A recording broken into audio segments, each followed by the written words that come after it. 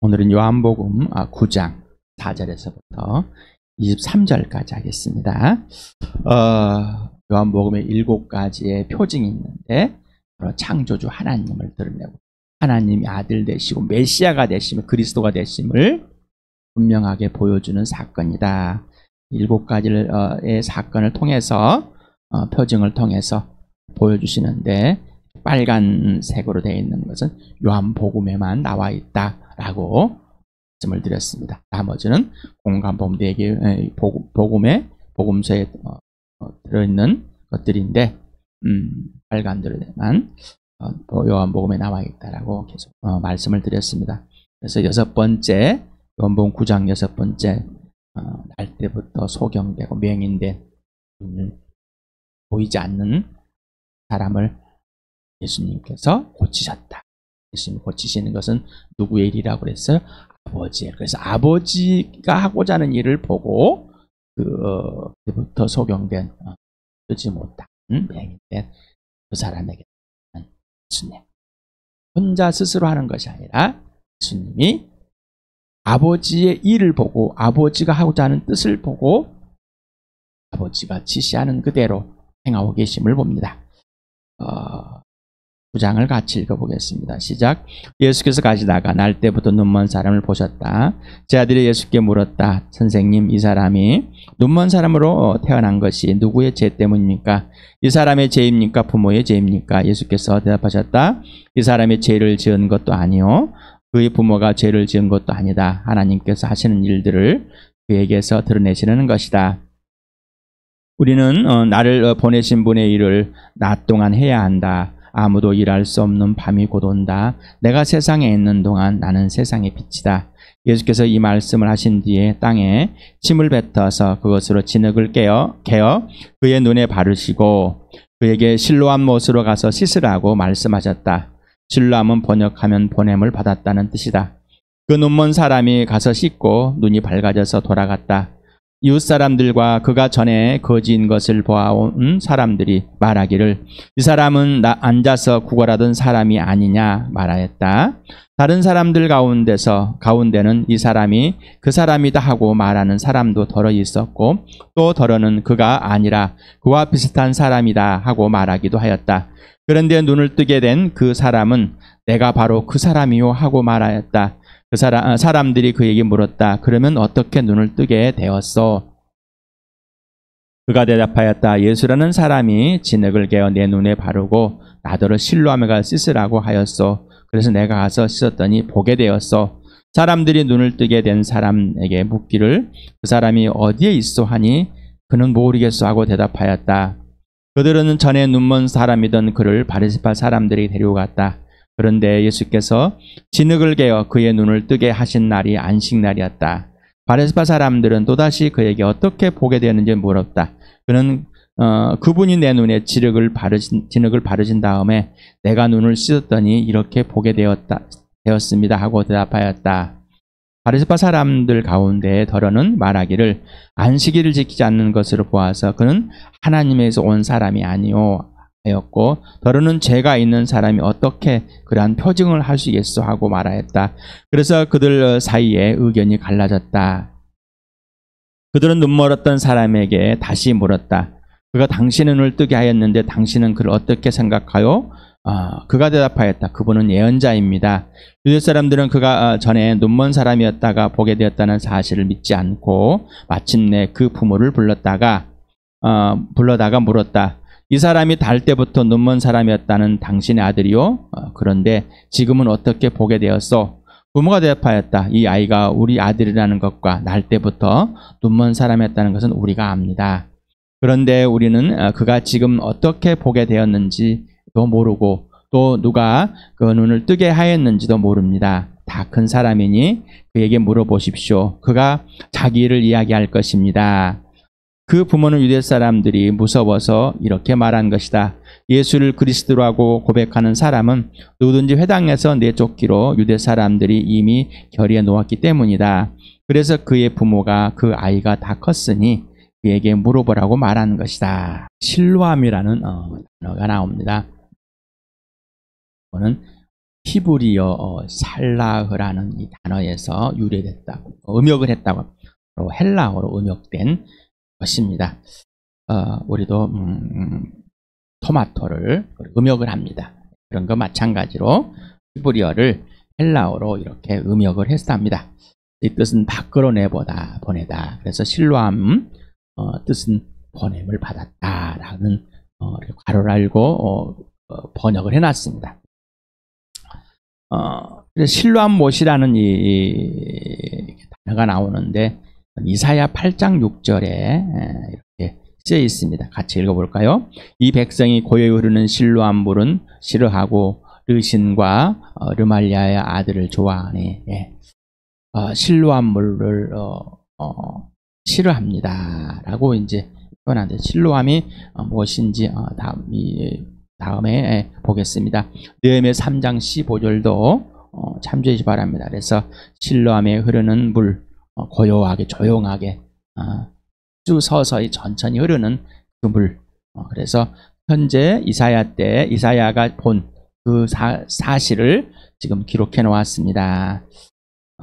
이 실로암 연못은 원래부터 있었는데 그게 왜 더 이렇게 흐르는 물이 있었고 이렇게 됐는지는 예루살렘의 식수의 근원지가 기온샘이라는 곳이 있답니다. 그래서 히스기야 왕 때 아시라의 침략을 받을 때마다 아시라의 이 군사들이 와서 그 샘물에서 먹을 것, 마실 것을 식수를 계속 해결합니다. 또 이 사람들이 와서 주둔하니까 이제 히스기야 왕이 샘물을 덮어버립니다. 수로를 내가지고 암벽을 넣어서 실로암 못까지 흐르게 만듭니다. 그래서 예루살렘에 있는 이 백성들은 그 물을 마시게끔, 그래서 식수에 아시리아의 적군에게는 식수를 공급 차단하고 백성에게는 식수를 제공할 수 있는 그런 지혜를 발휘해서 합니다. 그래서 왕하 2장 20절, 이렇게 역대하 32장 3절을 참조하시라는 제가 찾아놨습니다. 여러분 성경을 또 쭉 이것만 읽지 마시고 왜 그랬는지 내용들을 쭉 한번 읽어보시기 바랍니다. 왕하 20장 20절을 같이 읽겠습니다. 시작. 히스기야의 나머지 행적과 그가 누린 모든 권력과 어떻게 그가 저수지를 만들고 수로를 만들어서 도성 안으로 물을 끌어들였는지는 유다 왕 역대지략에 기록되어 있다. 이렇게 기록된 역대하를 같이 읽어볼까요? 시작. 많은 인을 동원하여 모든 샘과 들판으로 흘러가는 물줄기를 막아버렸습니다. 막았다. 아시리아 왕들이 진군하여 오더라도 물을 얻지 못하게 할 생각이었다. 위쪽 기온의 샘물 줄기를 막고 땅속에 굴을 뚫어서 그 물줄기를 다윗성 서쪽 안으로 곧바로 끌어들인 것도 바로 히스기야가 한 일이다. 히스기야가 하는 일마다 다 잘 되었다. 이렇게 성경에 기록해 놨습니다. 나머지 부분 꼭 찾아서 읽어보시기 바랍니다. 이렇게 제가 주석서, 가리스라는 이 주석서에서 있는 것을 이렇게 발췌를 했습니다. 그래서 기온샘이 밖에 있고 예루살렘 안에가 이제 성 안에가 실로암 못이 옛날 못이라고 이렇게 해서 실로암은 옛날부터 있었는가 봅니다. 뭐 아랫못, 윗못 해가지고 이렇게 표현된 겁니다. 어찌되었든 이 예루살렘 성 안에 연못에 물이 글로 흘러 들어올 수 있도록 지하 암벽을 뚫어가지고 이렇게 수로를 만들어 놨다. 만들었다고 누구 때요? 누구 왕 때? 히스기야 왕 때 그랬다라고 이렇게 성경에도 기록되어 있고 그런 모습을 봅니다. 거기 주석서에 이런 블로그들을 보면은 요즘 성지순례 갔다 온 분들이 많아서 칼라로 찍어놓은 것들이 있습니다. 찾아보시기 바랍니다. 근데 저는 그냥 주석서에 있는 것을 발췌해놨습니다. 요즘 하다 저작권 문제들이 많이 있어서 이렇게 해놨으니 보시길 바랍니다. 그래서 이게 설로가 보시고 히스기야 터널이라고 이렇게 표현하는가 봅니다. 어쨌든 이 연못에 이렇게 사진이 찍어 넣어서 실어 놓았겠어 이렇게 발췌했습니다. 여기 보면 또 수로의 이 아닌가 봅니다. 그런데 이 길이가 534m나 된답니다. 어떻게 그 당시에 이 사람들이 이렇게 뚫었을까? 놀라운 기술을 가지고 있고 놀라운 인력들이 또 있는가 봅니다. 한 것은 여러분의 잠깐만 좀 도움이 되라고 이렇게 한 것이, 또 이걸 보지 못했다고, 또 순례를 보지 않았다고, 또 아예 그림조차도 몰랐다고 그래서 신앙의 문제를 왔다 갔다 할 수는 없는 겁니다. 성지 순례를 갔다 왔다고 그래가지고 그걸 보고 와서 좀 내가 갔다 왔기 때문에 신앙이 높아진다, 예수를 따라가는 그러지는 않습니다. 그때 살았던 사람들은 더 놀라웠게요. 그리고 갔다 오신 분들이 우리나라에 없습니다. 목사님들, 성도들, 하여간에 많습니다. 몇백만 원씩 들어가지고 갔다 옵니다. 단체로서 갔다 오고. 그렇다면은 우리나라가 뒤집어져야 되겠죠. 그렇다면은 지금 정치 때문에 가서 데모하고 하시는 목사님들이 계실 겁니다. 빨갱이라고 외친 사람도 계실 것이고, 쪽발이라고 외친 사람도 계실 것이고, 갔다 오신 분 계실 거예요. 그런데 그들 앞에서, 데모한다고 모인 그들 앞에서 죽으시고 부활하신 예수 앞에 굴복하라는 이 복음은 전하지 않습니다. 그리고 예수님이 이 땅에 사신 같이 아버지와의 관계 중에서 예수님과 사귀어서 아버지가 하라는 그대로 보이지 않습니다. 그러니 땅 갖다 봤다 안 봤다 이걸 가지고 자랑이나 또는 소침하고 시기 질투하지 마시기 바랍니다. 우월하지 마시고 열등하지 마시기 바랍니다. 그것이 예수님과 사귐은, 성령이 일하시면 성령님과 사귐은 아버지와 사귐, 또 어떤 것도 되지, 오직 아들 예수의 성령님만이 아버지와 사귐의 빛 가운데 사귐의 전부가 되는 겁니다. 하나님께서 하시는 일을 지난번에도 봤습니다만은 수요일에도 봤습니다. 하나님의 아들이 아버지를 증언하고 아버지는 아들을 증언하는데 전부입니다.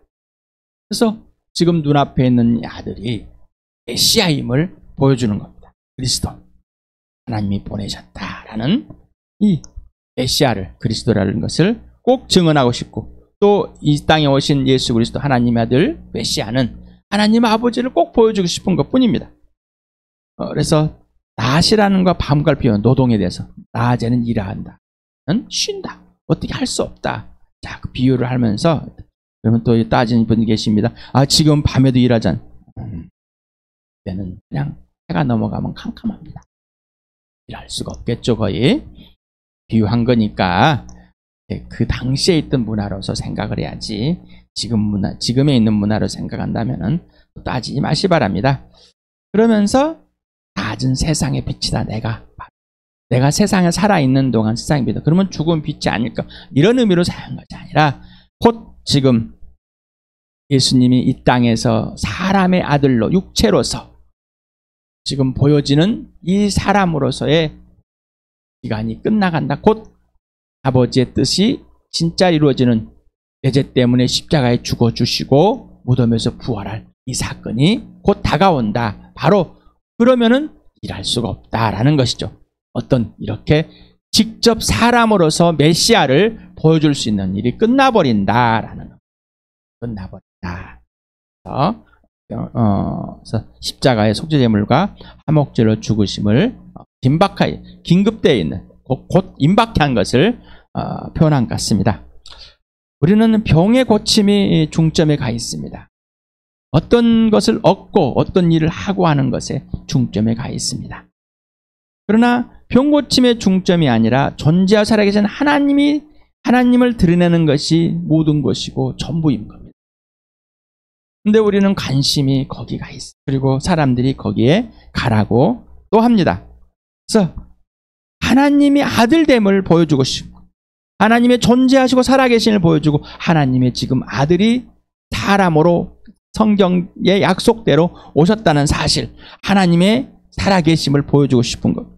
메시아다, 그리스도다, 바로 창조자 하나님이다, 주인이다, 주권이다, 하나님의 구원이다 라고 이렇게 보여주고 싶은 겁니다. 하나님의 존재와 가치를 알리실 때 성경에는 다양한 방법을 사용합니다. 여리고를 7바퀴 반을 돌아라니까 그래 무너졌습니다. 그러니 대학을 7바퀴 반 두르면 그 대학이 무너질 것이다. 요단강에 가서 나만이 7번을 담갔다 나가니까 피부병이 나왔어. 그러니 거기 7번 들어가봤다 나왔더니 또 나을 것 같아. 성경에서 이런 방법들을 생각했습니다. 그건 하나님의 방법이고 하나님의 도구이지 우리가 성경에 기록되어 있기 때문에 하나님께 있기 때문에 우리가 또 따라 산다는 것은 아닌 거예요. 그거는 종교입니다. 그때 그 상황에 맞게끔 합니다. 지금 예수님은 침을 뱉어서 흙을 우겨가지고 그 사람 지금 눈에 발랐습니다. 굉장히 지금 상황은 비위생적입니다. 특히나 코로나가 유명해요. 지금 뭐 전염병들이 유행되는 상황에서 얼마나 비위생적. 그런데 이 할 때부터 소경현 이 사람은 예수님의 말을 그대로 들었습니다. 그리고 실로암 못에 가서 씻었습니다. 연못을 돌려버려버렸습니다. 식수를 제공해야 돼요. 이해할 수가 없습니다. 그런데 하나님의 방법, 하나님의 주권, 하나님의 것이면 됩니다. 이걸 악용해가지고 불법을 자행하라는 것이 아닙니다. 참 교회당 건물들을 지을 때 막 불법을 막 넘쳐. 나라의 큰 제일 교회당을 크게 지었다는 그 나라 그 교회도 서울시 길을 뚫어버렸습니다. 지하로. 문제들이 많아요. 그러면 하나님의 주권이고 하나님의 일을 내가 만들어 놓은 것을 가지고 그렇게 하면 되는 것이죠. 하나님의 주권. 그래서 성경의 방법과 도구를 그대로 따라하려는 야망을 품지 마시고. 왜 실로암 못으로 지정을 했을까? 왜? 다른 데가 씻으면 될 건데 왜 그랬을까? 실로암이란 그리스도란 뜻이 뭐죠? 그리스도란 하나님의 기름을 부었다. 바로 하나님이 보냈다. 그래서 이 실로암은 바로 메시아를 징조하고 생수의 근원이다. 생명임을 암시하는 것이다라고 합니다. 또 소경이 눈을 뜬 것에 대해서 영적인 해석을 합니다. 그래서 영적인 어둠에서 영적인 눈을 뜨면 하나님을 알게 되고 메시아를 보게 된다. 그래서 영적으로 죽은 유대인들과 세상을 보게 하고 영적으로 눈을 떠서 영원한 생명을 얻는 그 소경을 보게 합니다. 그래서 하나님의 일을 보게 만드는 겁니다. 하나님의 일을 보게 만들고 하나님을 보고 하나님을 만나게 만들어 주십니다. 여러분 어떻습니까? 나와 여러분은 뭔가 들려진 것들만 있는 것들만 얻는 것들에 초점을 갖고 있는 것이지 하나님과의 관계 질서, 사랑의 관계 질서는 생각질 않습니다. 영적으로 눈을 뜬다. 영생이다. 바로 이것은 영적으로 눈을 떴다는 것은 하나님을 보게 되고 예수님을 보게 되고 예수를 믿고 영원한 생명을 얻게 됐다는 겁니다. 예수님이 죽으시고 부활하심으로 보이지 않는 세계를 환히 들춰버린 영적인 세계, 보이지 않는 세계를 환히 들춰버렸습니다라고 수없이 우리 교회에 성령께서 말씀하셨습니다. 그래서 영적으로 눈을 떴다, 영원한 생명을 얻었다. 이 말은 지속적인 관계와 질서를 말하는 겁니다. 그래서 하나님 아버지와 예수님과 성령님과 온전한 관계와 질서 회복이 되었고 온전하게 됐다는 것을 말하는 겁니다. 그래서 사도 바울은 에베소 교회에게 그 지체들에게 이렇게 말을 합니다. 한번 같이 읽어볼까요? 시작. 우리 주 예수 그리스도의 하나님이신 영광의 아버지께서 지혜와 계시형을 여러분에게 주셔서 하나님을 알게 하시고 여러분의 마음의 눈을 밝혀서 하나님의 부르심에 속한 소망이 무엇이며 성도들에게 베푸신 하나님 영광스러운 상속이 얼마나 풍성한지를 여러분이 알게 되길 바랍니다. 하나님의 영, 진리 영, 바로 계시형이 항상 우리가 구하고 성령님과 계속해서 사귐으로써 우리의 마음의 눈이 열릴 수밖에. 안 그러면 영적인 눈이 닫혀버립니다. 하나님을 알지 못하고 하나님을 보지 못합니다.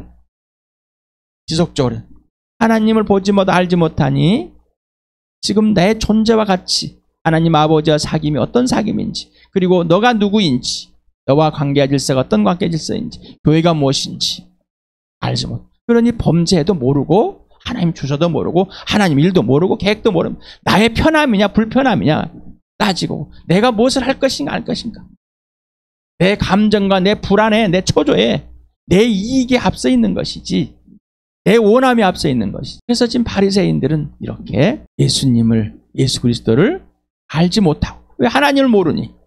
영적으로 죽어 있습니다. 그러니 이 사람에게 누가 너의 눈을 떴느냐? 증명해라 봐라. 그래서 지낼 기도 싸우고 있습니다. 죄가 있으면 이렇게 할 수 없다. 누가 누군데 하냐? 또 걸고놓으면 안식일을 지키지 않았다. 어떻게 안식일에 그럴 수 있냐? 내가 정해놓은 것, 세상에 정해놓은 것, 기독교라는 종교가 정해놓은 것, 여러분, 우리는 거기에 갇혀 있었습니다. 거기에서 그게 바로 세상입니다. 바로 죄입니다. 하나님을 모르는 것.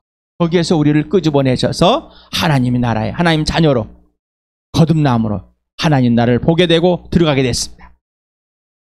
그러니 이제 모든 시선과 모든 기준과 모든 것은 오직 예수가 돼야 된다. 이 부모도 마찬가지입니다. 그 아들이 어떻게 되는가 알지만은 회당에서 출교를 당할까 봐.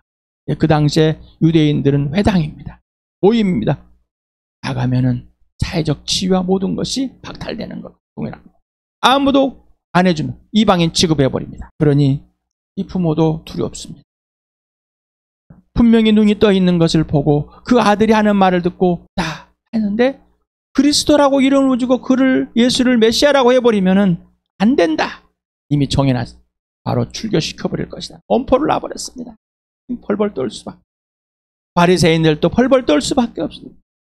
자기의 권리, 자기들의 갖고 있는 가치관들이 무너질까 봐. 우리는 지금 날 때부터 소경을 하나님께서 하나님의 일로 보고 하나님의 계획으로 하나님을 드러낼 수 있는 걸로 사용되고 계실 때 우리는 거기에 들어가 봐야 됩니다.